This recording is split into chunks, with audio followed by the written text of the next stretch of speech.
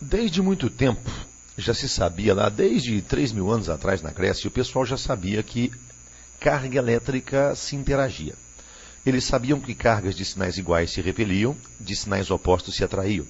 Aliás, eles não davam sinais às cargas. Eles chamavam as cargas de carga vítrea, que é a carga positiva, e carga resinosa, que é a carga negativa. Mas eles sabiam então que duas cargas vítreas se repeliam, duas resinosas se repeliam, uma vítrea e uma resinosa se atraíam, que é a mesma coisa, né? Só mudou o nome, hoje é positivo e negativo. Agora, quem conseguiu quantificar isso aí pela primeira vez foi um tal de Coulomb. Esse tal de Coulomb, ele descobriu, senhores, simplesmente que duas cargas elétricas próximas se interagem com uma força que é diretamente proporcional ao produto das cargas e inversamente proporcional ao quadrado da distância. Detalhezinho, senhores, observe, distância sempre se mede de centro a centro. Você viu ali então que havia digamos, uma proporcionalidade da força com as cargas e com o quadrado da distância, não é isso? Para transformar isso aqui numa igualdade, a gente tem que considerar também que o meio onde as cargas se encontram pode influenciar. A respeito do meio existe uma constante chamada permitividade do meio, representada por uma letra grega chamada epsilon. Se você levar em consideração essa permitividade do meio, aí a equação fica assim, F igual a 1 sobre 4π epsilon, que multiplica Q1 vezes Q2 sobre d ao quadrado. Agora, detalhezinho. Primeiro detalhe, em eletricidade, toda grandeza que tem um zerinho de rodapé significa dizer que ela se refere ao vácuo. E de cada 10 problemas de eletricidade, os 10 vão acontecer mesmo no vácuo. É muito raro aparecer uma coisa que não seja no vácuo.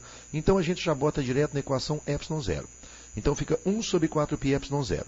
Outra coisa, força é vetor. Sinal de vetor serve para determinar o sentido. Para saber se duas cargas se atraem ou se repelem, você não tem que determinar sentido. Você não tem que saber sinal, aliás, perdão. Você sabe que se as cargas tiverem sinais contrários da atração, sinais iguais da repulsão. Então, o sinal desse vetor é desnecessário. Por causa disso, quando se trabalha com essa equação, nós usamos a carga em módulo. E um detalhezinho, esse valor 1 sobre 4π epsilon zero também pode ser chamado de K0, onde esse K seria chamada constante eletrostática do meio, K0 do vácuo. Então a equação também pode ser dada assim, ó, F igual a K0 vezes Q1, Q2 sobre d ao quadrado. Ok? E uma dica, ó, como esse K0 é potência de 10, essa equação vai tornar a sua vida muito mais fácil se você desenvolvê-la sempre em potência de 10. Trabalhar com potência de 10 em eletrostática é a dica para você trabalhar menos, para você ter contas mais fáceis. Ok?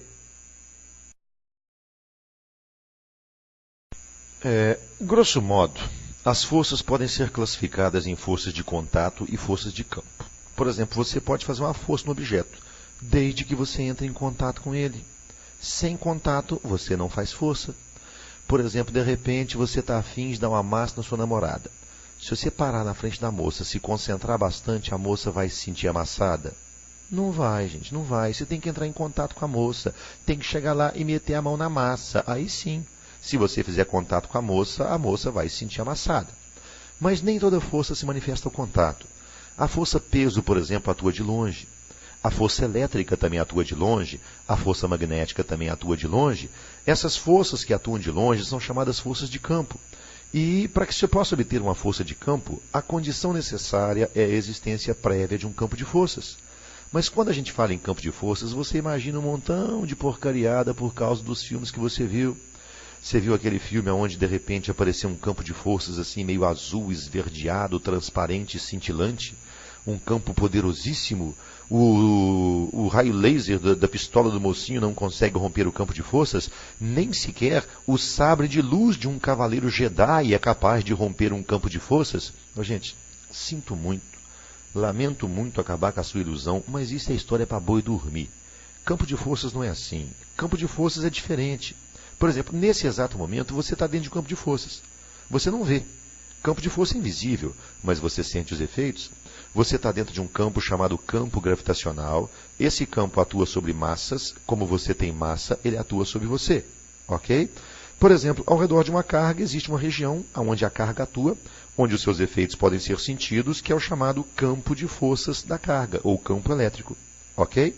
Por uma questão de convenção, a gente considera, os senhores, que o campo elétrico produzido por uma carga positiva aponta para fora dela, o campo elétrico produzido por uma carga negativa aponta para dentro dela. Então, a gente diz que o campo produzido por uma carga positiva é radial e divergente. Radial porque passa no centro, divergente porque aponta para fora, e o campo elétrico de uma carga negativa é radial e convergente.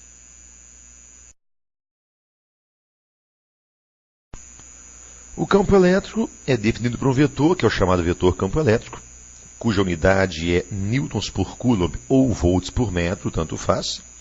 Você sabe então que ele é um vetor que sempre aponta para fora da carga quando a carga é positiva, sempre aponta para dentro quando a carga é negativa, e para saber o seu módulo nós temos essa equação. O campo é dado por K0 vezes módulo da carga sobre distância ao quadrado. Ou, às vezes, no lugar do K0, eles colocam 1 sobre 4πε0. Então, o campo seria dado por 1 sobre 4πε0 vezes Q sobre D ao quadrado. E um detalhe, campo é vetor, força também é vetor. Então, quando se calcula campo, quando se calcula força, nós sempre trabalhamos com a carga em módulo. Ok? Para calcular vetor, carga em módulo. Do mesmo jeito que o campo de gravidade atua sobre massas, o campo elétrico atua sobre cargas. São campos muito semelhantes. A diferença é que carga pode ser positiva ou negativa e massa não. Então, quando uma massa sofre a ação do campo de gravidade, ela sempre sofre a ação de uma força que coincide em sentido com o campo de gravidade. Quer dizer, peso só tem para baixo, não tem para cima. Mas carga pode ser positiva ou pode ser negativa, então a única diferença é essa. Se uma carga elétrica positiva sofre a ação de um campo elétrico, essa carga sofre a ação de uma força no mesmo sentido do campo. Carga negativa, quando sofre a ação de um campo elétrico, sofre a ação de uma força em sentido contrário. Gente, cuidado. Isso é muito manjado, isso é muito visado em vestibular, não esquece isso não. Então, se você tem uma carga negativa, se a força elétrica sobre essa carga negativa atua, por exemplo, para cima, você sabe que o campo é para baixo. Então, olha lá, hein? Carga positiva, força concorda com o campo. Carga negativa, força se opõe ao campo.